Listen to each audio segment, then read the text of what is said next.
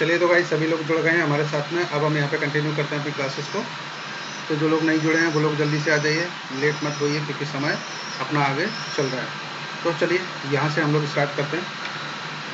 Chapter 7 को एक नज़र में देखेंगे। The code of criminal procedure 1973 आज हम पढ़ने वाले हैं। दंड प्रक्रिया संहिता 1973 का ये जो सेक्शन है 91 से लेकर के 105 तक ये डिफाइन किए गए हैं। ठीक है, इतना क्लियर हो गया। चलिए अब हम यहाँ पे नेक्स्ट बात करते हैं। आप चाहें तो इनको यूट्यूब पर भी देख सकते हैं। नेक्स्ट यहाँ पर ध्यान दीजिएगा, सेक्शन को हम आपको लेकर चल रहे हैं। चैप्टर 7 को अगर हम देखें एक नज़र में तो यहाँ पर चीज़ें पेश करने को विवश करने के लिए आदेशिकाओं की बात की गई है, यानी कि process to compel the production of things. सभी लोगों को अगर क्लियर दिख रहा हो तो अपना आप मैसेज में से सेंड कर सकते हैं, नहीं और ठीक है क्लियर है तो कोई दिक्कत नहीं है। चलिए आगे ध्यान दीजिएगा।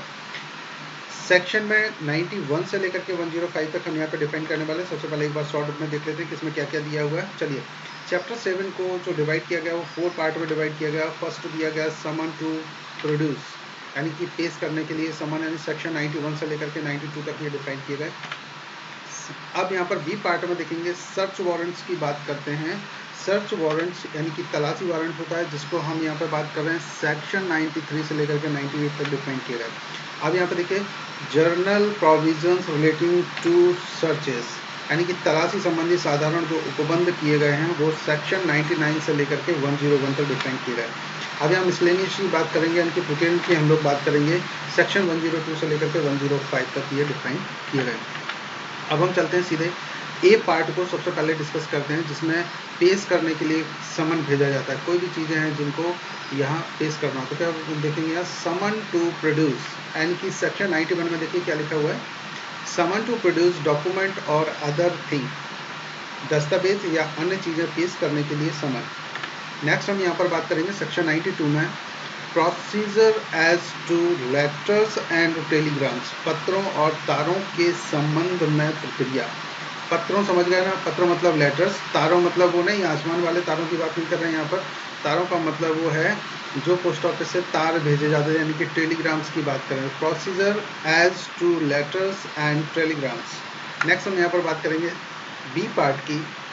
यहाँ पर डिफाइन किया गया सर्च वारंट्स, यानी कि तलाशी वारंट्स की बात की गई है। तो सेक्शन 93 के अकॉर्डिंग अगर हम देखेंगे यहाँ पर तो व्हेन सर्च वारंट में बी इश्यूड, तलाशी वारंट कब जारी किया जा सकता है सेक्शन 93 में। सेक्शन 94 का जो देखेंगे search of place suspected to contain stolen property for document act, उस स्थान की तलाशी जिसमें चुराई हुई संपत्ति, कूट रचित दस्तावेज आदि होने का संदेह है। सेक्शन 95 में देखिएगा power to declare certain publications forfeited and to issue search warrants for the same, कुछ प्रकाशनों के समाप्त होने की घोषणा करने और उनके लिए तलाशी वारंट जारी करने की शक्ति। एक बार फिर से रिपीट कर रहा हूँ, कुछ प्रकाशनों के समाप्त होने की घोषणा करने और उनके लिए तलाशी वारंट जारी करने की शक्ति। अब यहाँ पर नेक्स्ट देखिएगा सेक्शन 96 में देखेंगे application to high court to set aside declaration of forfeitures, यानी कि समापरण की घोषणा को अपास्त करने के लिए उच्च न्यायालय में आवेदन। नेक्स्ट बात करेंगे section 97 search for person wrongfully confirm, सदोष परिरुद्ध व्यक्तियों के लिए तलाशी। Section 98 power to compel restoration of abducted females, यानी अपहृत स्त्रियों को वापस करने के लिए विवश करने की शक्ति। C part general provisions relating to search, जो सी पार्ट है वो है general provisions relating to searches, तलाशी संबंधी साधारण उपबंध। नेक्स्ट हम यहाँ पर बात करेंगे सेक्शन 99 में direction act of search warrants, तलाशी वारंटों का निर्देशन आदि। सेक्शन 100 में देखिए persons in charge of close place to allow search, बंद स्थान के भार साधक व्यक्ति तलाशी लेने देंगे। इसके बाद में सेक्शन 101 में देखिएगा disposal of things found in search beyond jurisdiction, अधिकारता के परे तलाशी में पाई गई चीज़ों का अध्ययन। आपको ये सेक्शन मेरे साथ रिपीट करने जो स्क्रीन पर आपको दिख रहे हैं। भले ही आप मन मन में कीजिए लेकिन करना आवश्यक है। डी पार्ट देखिए यहाँ मिसलेनियस यानी कि प्रिफरेंस से रिलेटेड है। सेक्शन 102 यानी power of police officer to seize certain property यानी कुछ संपत्ति को अभिकृत करने की पुलिस अधिकारी की शक्ति। सेक्शन 103 में जरा देखिएगा, मैजिस्ट्रेट में direct search in his presence, magistrate अपनी उपस्थिति में तलाशी ली जाने का निर्देश दे सकता है। Section 104 power to impound document act produce, पेश की गई दस्तावेज आदि को परिबद्ध करने की शक्ति। सेक्शन 105 में रेसिप्रोकल अरेंजमेंट्स रिगार्डिंग प्रोसेस, आदेशिकाओं के बारे में व्यतिकारी व्यवस्था। ये सेक्शन 105 तक आपने शॉर्ट व्यू उसको देखा, और ये वीडियो आपको यहाँ इस पर भी मिल जाएंगे आपको यूट्यूब पर भी। तो आप चाहें तो इसको रोज़ थोड़ा सा समय निकाल करके इनको रिवाइज करना सेक्शन आपको, जिससे आपको लेटेस्ट टाइम पर एट द मोमेंट आपको ये याद आ जाए। क्योंकि एक्चुअली हर सब्जेक्ट के जब हम लोग सेक्शन पढ़ते हैं तो हमारे साथ एक जो प्रॉब्लम्स होती है, प्रॉब्लम्स ये होती है कि हम लोग किस टाइप से तैयारी करें। फिर दूसरी हम आपको बताना चाहेंगे कि जब ये प्रॉब्लम्स और ज़्यादा बढ़ जाती है तो फिर हमें समस्या आनी शुरू हो जाती है। तो उस समय क्या होता है, क्योंकि समझिएगा ध्यान से, बहुत सारे सब्जेक्ट्स हमें पढ़ना है। सिविल जज की प्रिपरेशन करते हैं, हम एडीपीओ की प्रिपरेशन करते हैं, या किसी भी अदर कोई भी सब्जेक्ट की जब हम प्रिपरेशन करते हैं तो उस समय हमारे पास के नंबर ऑफ सब्जेक्ट्स बढ़ते जाते हैं, और हर सब्जेक्ट्स के अपने अपने अलग अलग सेक्शंस हैं। तो अब उन सेक्शन से मैं आपको बताना चाहूँगा कि उन्हें किस टाइप से रिमेंबर कर रखना है, बहुत दिन तक हमें याद कैसे करना है। तो उसके लिए छोटी छोटी सी आपको टिप्स अपनानी होंगी। तो उन टिप्स को अपनाने के लिए क्या है, जैसे ये शॉर्ट फॉर्म आपने ये बना लिए, ये बना लीजिए, या कोई भी छोटी छोटी टिप्स भी आप आजमा सकते हैं, और इनको रोज़ रोज़ रिवाइज करने के बाद ही ये आपके लिए याद हो सकते हैं। कोई भी ऐसा व्यक्ति नहीं कि एक दिन में ये सब कुछ याद कर ले, ऐसा नहीं होता, समय लगता है। तो आप सभी से निवेदन है कि इनको रोज़ रोज़ आपको रिवाइज करना है, जिससे आपको ये याद हो पाए। एक्चुअली क्या होता है, जब कोर्ट में आप प्रैक्टिस करने जाएंगे उस ड्यूरेशन के लिए मैं आपको बताना चाहूँगा, आपको तुरंत ही spontaneously you have to speak by your mouth. जब आप कोर्ट में खड़े हैं, कहीं पर भी जब आप पैरवी किसी भी केस की कर रहे हैं, तो जितना अच्छा आप बोल सकते हैं, जितने अच्छे आप फैक्ट्स दे सकते हैं, फैक्ट्स आप तभी दे सकते हैं जब आपको सेक्शन और उनके फैक्ट्स याद हों। तो ये प्रैक्टिस में ज़रूरी है। और देखिए वॉइस भी आपकी उतनी होनी चाहिए जितनी कि डायस तक पहुँचाए, ना ज़्यादा इतनी तेज़ हो, ना ज़्यादा इतनी कम हो कि उसको सुनाई भी ना दे। तो चलिए हम यहाँ से आपको डायरेक्ट से 1 बाई 1 सेक्शन यहाँ डिस्कशन करने के लिए चलते हैं। और किसी को समझ में नहीं आता है तो आप मुझसे क्वेश्चन पूछ सकते हैं, बिल्कुल टेंशन लेने की कोई भी आवश्यकता नहीं है, आप डायरेक्ट क्वेश्चन भी पूछ सकते हैं। तो कैसे पूछना है आपको सभी को मालूम है, सेक्शन जैसे कंप्लीट हो वहाँ पर आप दोबारा से क्वेश्चन कर सकते हैं। सब क्लियर नहीं हुआ, समझ में नहीं आया तो हम आपको दोबारा से उसको क्लियर करेंगे और समझाएंगे भी। चलिए तो हम आपको लेकर चल रहे हैं, यहाँ पर ज़रा ध्यान दीजिएगा। देखिए आज हम जो पढ़ने वाले हैं चैप्टर 7, और ये किससे रिलेटेड है ऑलरेडी आपको मालूम है, process to compel the production of things. जो चीज़ें हैं उनको पेश करने के लिए अगर पहले क्या भेजेंगे, समन भेजा जाएगा। तो जो ए पार्ट है इसमें केवल 2 सेक्शन दिए गए हैं।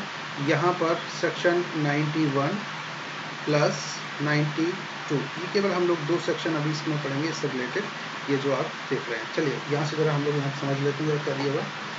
सेक्शन 91 में ज़रा ध्यान देंगे,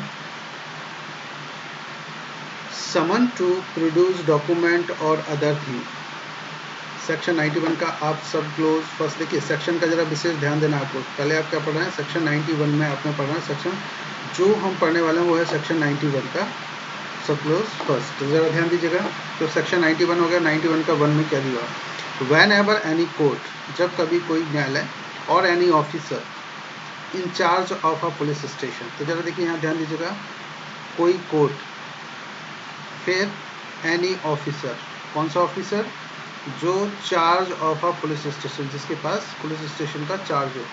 consider that the production of any document और अदर थिंग। तो क्या क्या चाहिए यहाँ पर, प्रोडक्शन ऑफ एनी डॉक्यूमेंट और अदर थिंग, कोई डॉक्यूमेंट है या कोई अदर थिंग, इज नेसेसरी, और लेकिन वो आवश्यक है। किस चीज़ के लिए, आप जरा यहाँ पे जरा ध्यान दीजिए, किस चीज़ के लिए, एक मिनट देखिए।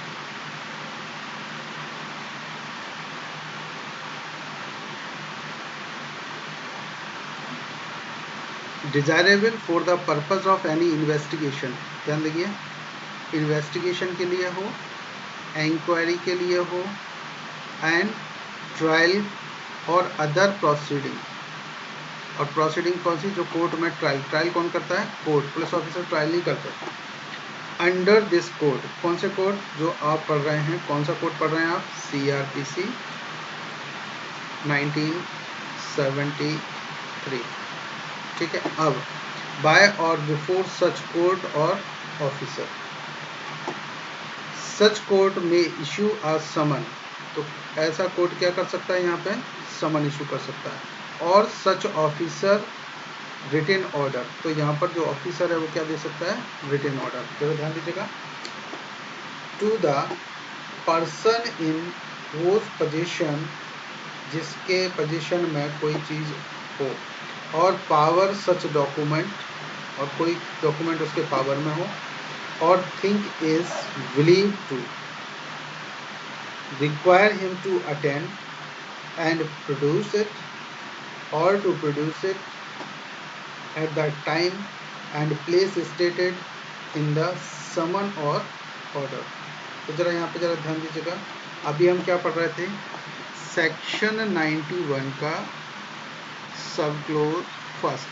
अब इसमें बात की गई है कि समन इशू किया जा सकता है। तो समन इशू कौन करेगा? तो सबसे पहले देखिए यहाँ पे जरा ध्यान दीजिए।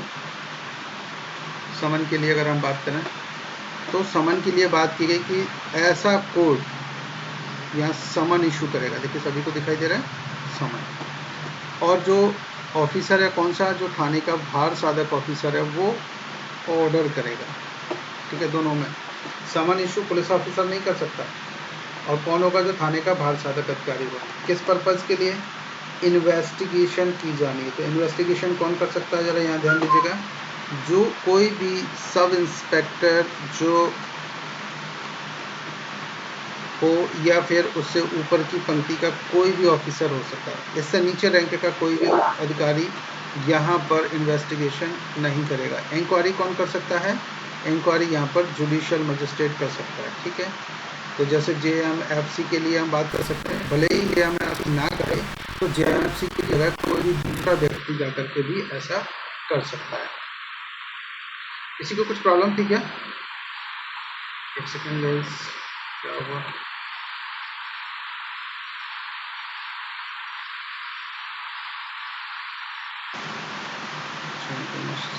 ठीक है, चलिए। तो जरा यहाँ पे हम लोग फिर से चलते हैं स्क्रीन की तरफ, डायरेक्ट की तरफ। थोड़ा ध्यान दीजिएगा। देखिए तो यहाँ पर क्या किया? जुडिशियल मजिस्ट्रेट कोई भी हो, चाहे वो जुडिशियल मजिस्ट्रेट फर्स्ट क्लास हो या जुडिशियल मजिस्ट्रेट सेकंड क्लास हो, दोनों में से कोई भी व्यक्ति यहाँ पर ये इंक्वायरी के लिए समन इशू कर सकते हैं। या फिर कोई ट्रायल होनी हो या कोई अदर प्रोसीडिंग होनी हो, इन सभी सिचुएशंस में यहाँ जुडिशियल मजिस्ट्रेट सेकंड क्लास हो चाहे फर्स्ट क्लास हो, तो यहाँ केवल हम जुडिशियल मजिस्ट्रेट की बात करेंगे। वो कोई भी हो सकता है। ठीक। जिसके कोर्ट में ऐसा केस चल रहा हो वो लोग ऐसा कर सकते हैं। ठीक। इतना क्लियर हो गया? चलिए, तो ये हमने सारी चीज़ें अभी समझ ली। अब इसके बाद हम नेक्स्ट देखेंगे यहाँ पर जो सेक्शन 91 का सब क्लोज 2 अब हम पढ़ने जा रहे हैं। देखिए फर्स्ट आपने ये क्लियर कर लिया। 2 पर जरा ध्यान दीजिएगा। 2 क्या कह रहे हैं? 2 पर जरा ध्यान दीजिएगा। Any person require under this section merely to produce a document or other things shall be deemed to have compiled with the requisition if he cause such document or things to be produced instead of attending personally to produce the same। देखिए यहाँ पर अगर हम ये बात करें, अगर किसी भी व्यक्ति के अंदर कोई भी इस सेक्शन के अकॉर्डिंग अगर कोई भी यहाँ पर डॉक्यूमेंट है और वो किसी के द्वारा प्रोड्यूस करवा दे, यहाँ पर कोई भी प्रोड्यूस का मतलब होता है न्यायालय के समक्ष किसी भी डॉक्यूमेंट्स को जब लाया जाता है तो उसकी जो मीनिंग होती है वो होती है प्रोड्यूस करना, देना, गिव। और ये जो सारी चीज़ें आप पढ़ते हो वो सिंपल हम लोग नॉर्मल लैंग्वेज में यूज़ करते हैं। लेकिन जब डॉक्यूमेंटेशन का जहाँ पर मैटर हो तो यहाँ जो मतलब ऐसे गिव का होता है वही मतलब होता है प्रोड्यूस करना, मतलब प्रस्तुत करना, समक्ष लाना। ये ऐसी इसकी मीनिंग्स के साथ में आता है। अगला देखिए जरा, नेक्स्ट हम ध्यान देंगे। एंड अदर थिंग, कोई भी डॉक्यूमेंट हो या कोई भी चीज़ हो तो वो व्यक्ति अगर वहाँ पर प्रेजेंट करवा दे जिसके पोजीशन में वो हो तो ऐसा माना जाता है कि देखिए जैसे उसने स्वयं ही उपस्थित होकर के कर दिया। नेक्स्ट यहाँ देखिएगा तीसरा नंबर पॉइंट पर, तो सेक्शन 91 और सब क्लोज हम लोग 3 पढ़ रहे हैं। कौन सा सेक्शन पढ़ रहे हैं आप लोग? सेक्शन का जरा विशेष ध्यान दीजिएगा। सेक्शन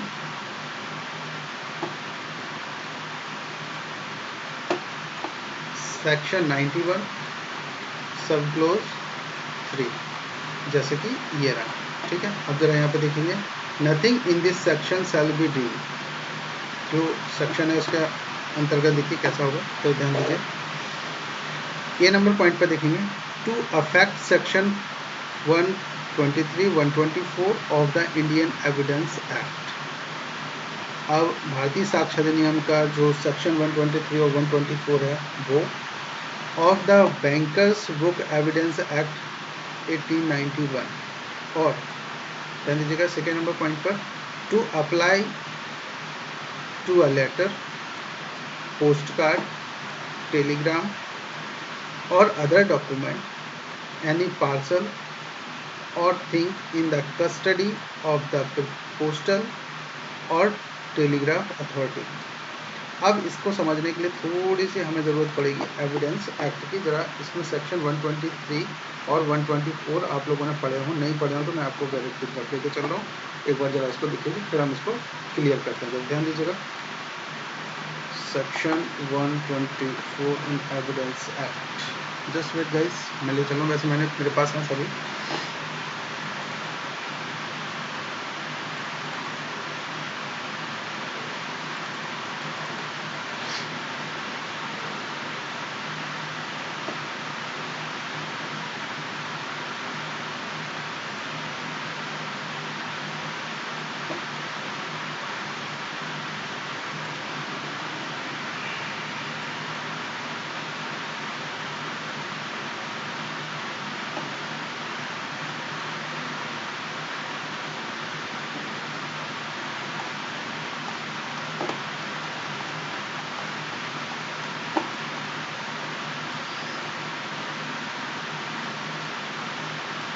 देखिए, जितने भी हम चीज़ें पेश करेंगे, क्या वो न्यायालय उन्हें एक्सेप्ट करता है या नहीं करता है, मतलब न्यायालय में गिरा होगी या नहीं होगी, और होगी तो किस तरह से होगी, तो इसका हमें विशेष ध्यान देना होगा। भले ही आप बहुत सारे सबूत लोग इकट्ठे कर लेते हैं, पर उन इकट्ठे सबूतों से क्या हमारे ऊपर कोई इम्पैक्ट पड़ने वाला है, इस चीज़ को विशेष ध्यान रखना होता है।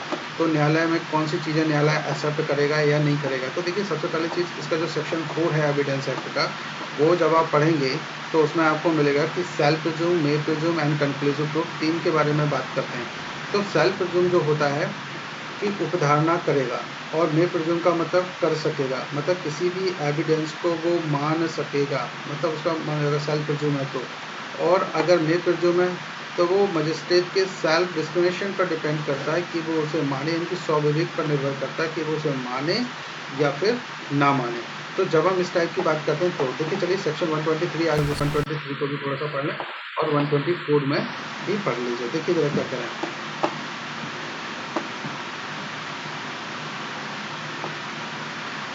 देखिए जरा ध्यान दीजिए। सेक्शन 123 कह रहे हैं राज्य का कार्यकलापों के बारे में साक्ष्य। तो स्टेट है और राज्य के कोई भी कार्य किए जा रहे हैं तो उसमें क्या होगा, तो जरा यहाँ पर ध्यान देंगे हम लोग। कोई भी व्यक्ति राज्य के किसी भी कार्यकलापों से संबंधित अप्रकाशित शासकीय अभिलेखों से व्युत्पन्न कोई भी साक्ष्य देने के लिए अनुज्ञात ना किया जाएगा। तो ध्यान दीजिएगा, ऐसे जो अप्रकाशित चीज़ें हैं उनको देने की परमिशन नहीं दी जाएगी कि यहाँ प्रोड्यूस कर दिया जाए सबके सामने, तो नहीं करेंगे। सिवाय संपृक्त विभाग के प्रमुख ऑफिसर की अनुज्ञा के, जो ऐसी अनुज्ञा देगा या उसे विधारित करेगा जैसा करना हुआ है ठीक समझे। तो देखिए सबसे पहले इस